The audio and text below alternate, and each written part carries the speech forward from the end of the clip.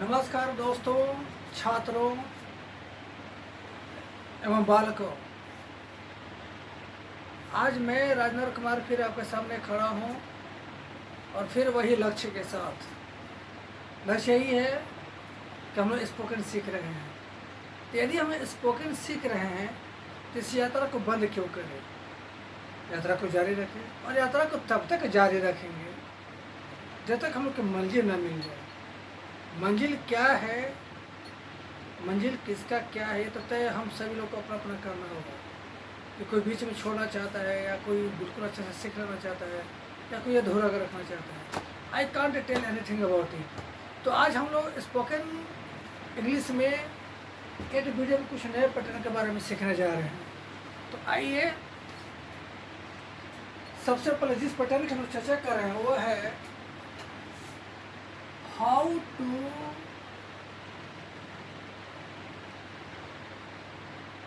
Order और command in English. अर्थात अंग्रेजी में हुक्म और आज्ञा कैसे दें। अंग्रेजी में हुक्म और आज्ञा कैसे दें। पैटर्न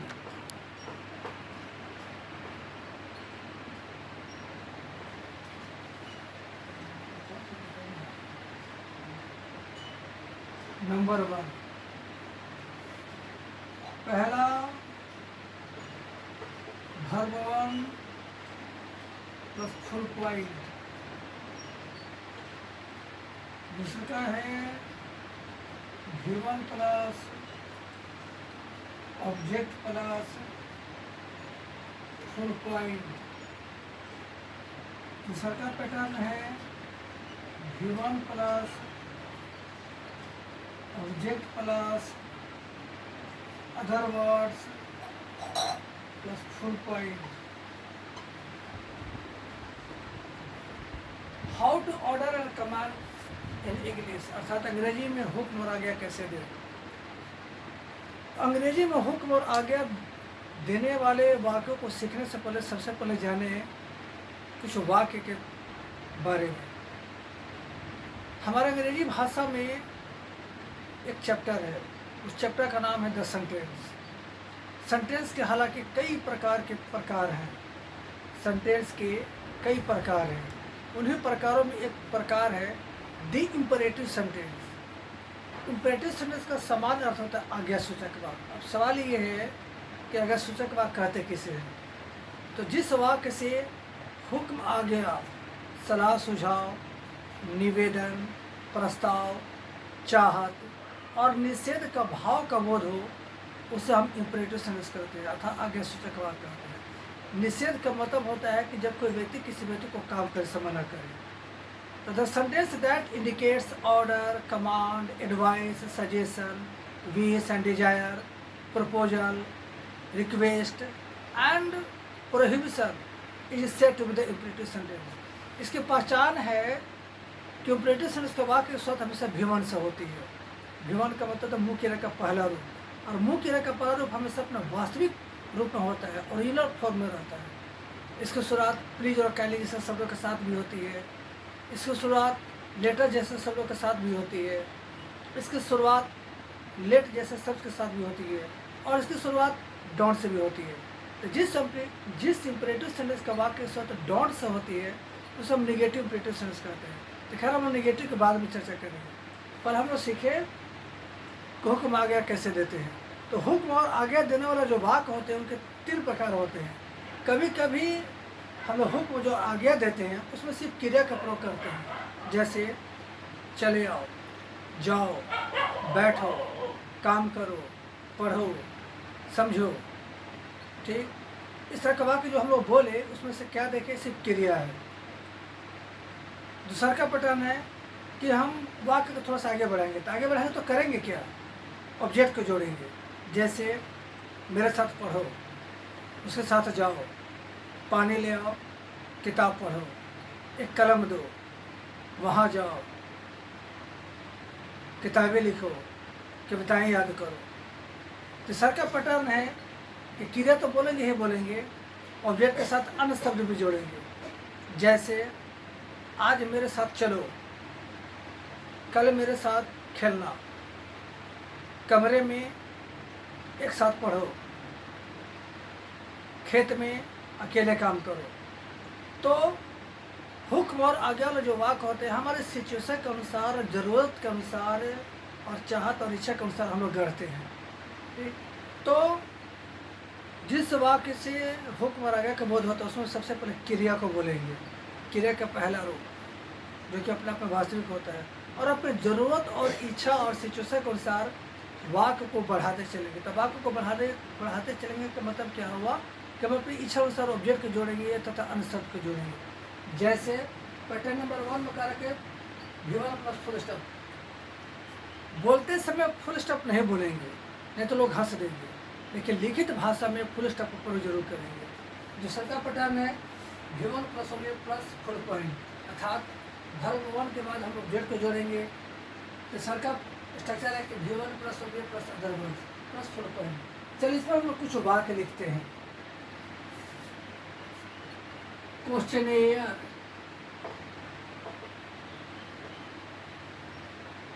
जैसे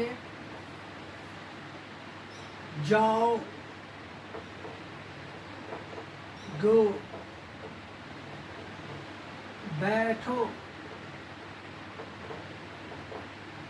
सिट, एक कलम, दो, give a pen,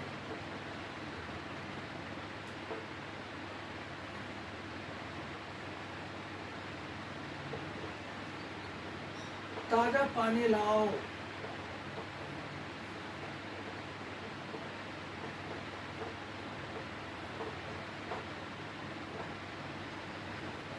bring fresh water,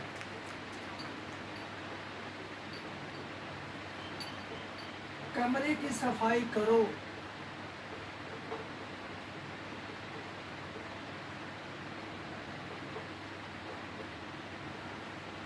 clean the room,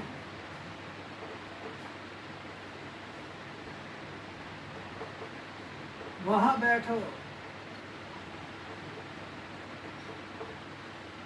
sit there, बाहर इंतजार करो,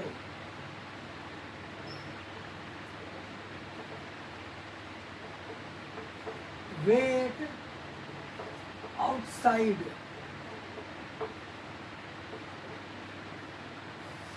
और भी अथाह सागर की भांति सेंटेंस गढ़ सकते हैं।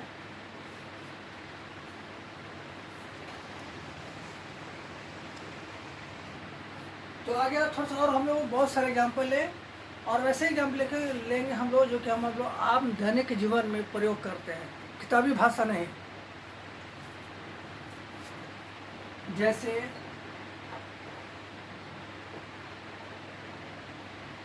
धैर्य से काम करो,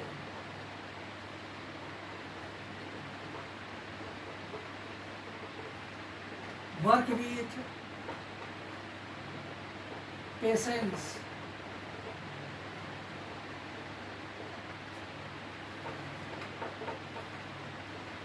कुछ बचत करो,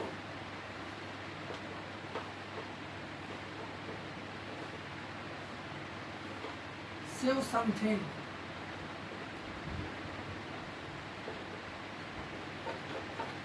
समय पर जगो,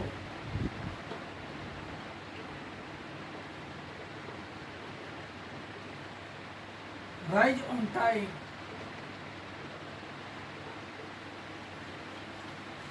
आलस्य त्यागो, क्विट लेजिनेस, समय पर खाना खाओ,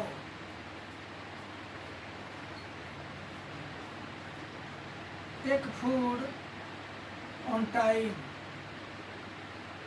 उसी तरह से और भी वाक्य हम लेंगे।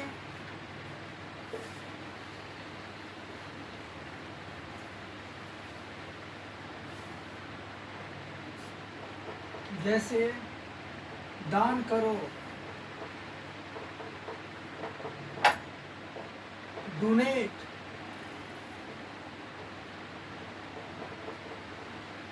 किताबों को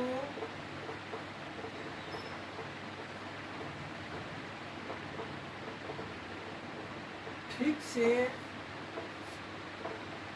रखो,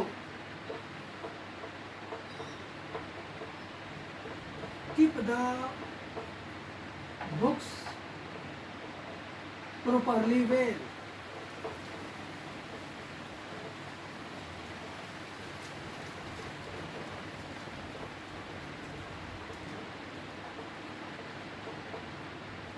दुश्मनों के छक्के छुड़ा दो,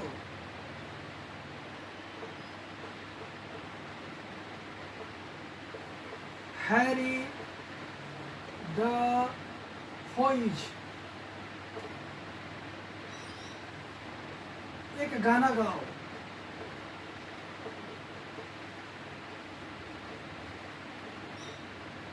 सिंग ए सॉन्ग।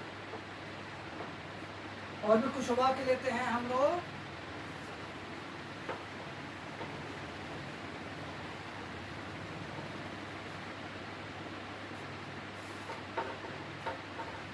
अपने दोस्तों को बुलाओ,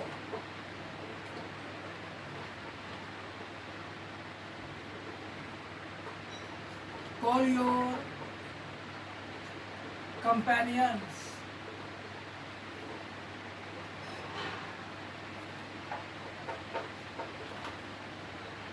हमेशा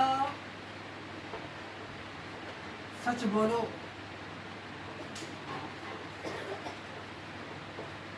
ऑलवेज स्पीक द ट्रूथ,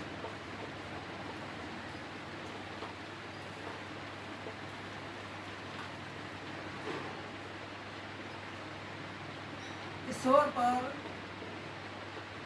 भरोसा रखो,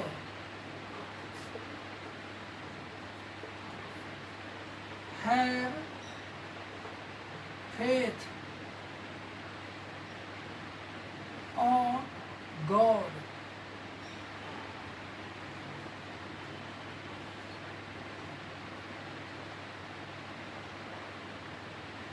अपना काम करो,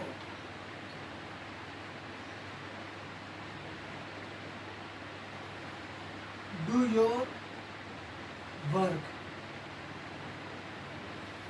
तो हम लोग क्या देखिए कि आज इस पैटर्न पर हम आज्ञा और हुक्म देने जैसे संबंधित बातों को सीखे। और भी कुछ एग्जाम्पल ले। वह किताब दो, गिव दैट बुक, पर्दा टांग दो, हैंग द कर्टेन, पंखा चला दो, स्विच ऑन द फैन, पंखा बंद कर दो, स्विच ऑफ द फैन, कमरे को सजाओ, डेकोरेट द रूम, दोस्तों की मदद करो, हेल्प द फ्रेंड्स, एक नया किताब खरीदो, बाय ए न्यू बुक, पुराने किताब को हटा दो, keep the old book away, एक कविता सुनाओ, रीड ए पोएम, एक नया नाटक लिखो, कंपोज ए न्यू ड्रामा, बच्चों से प्यार करो, लव चिल्ड्रेन, पशु पक्षियों पर दया करो, how pity on birds and animals. तो हम क्या देख रहे हैं, what do we notice? We notice that according to our need and necessity and situation we are creating sentences and we are giving order and command, and sentences which refer to order and command are used at every step by step.